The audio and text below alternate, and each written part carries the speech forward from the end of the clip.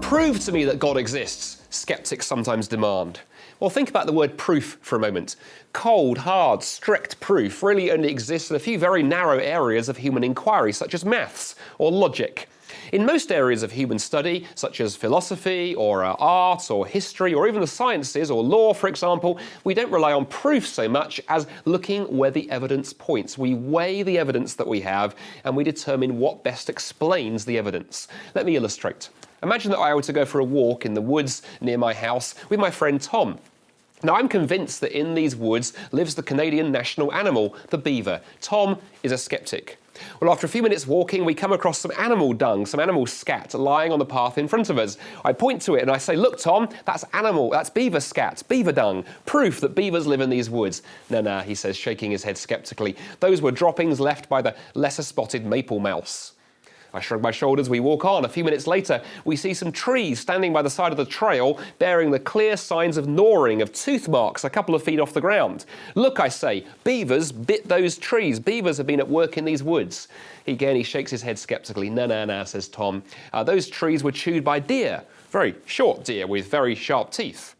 We walk on for a few more minutes and we come to a clearing in the woods with a big lake in the middle of the clearing.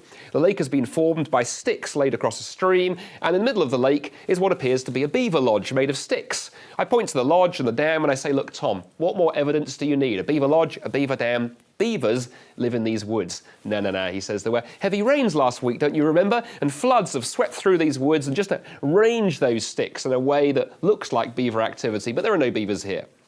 Well, as we leave the woods, I have to admit, I wasn't able to show Tom on that occasion a real live beaver. But we did see a number of pieces of evidence that are best explained by the hypothesis that beavers lived in the woods, whereas Tom had to engage in these kind of ad hoc explanations every time a new piece of data came up. I think something similar is going on when it comes to God. Yes, there may not be one single knockdown piece of evidence for God, but I believe the God hypothesis best explains a wide array of pieces of evidence that, taken together, point to the fact that God exists. We've explored some of them in this video series. With single pieces of evidence that on their own might not convince you, but taken together, the evidence leads to God. But one final thought. I wonder if it's ever occurred to you that Christianity is not primarily an argument, an intellectual position, or a philosophy. God primarily is not concerned with defeating you in some kind of game of intellectual chess. God primarily is looking for our trust and our commitment. Here is the evidence, says the Bible, and on the basis of that evidence, will you put your trust in him?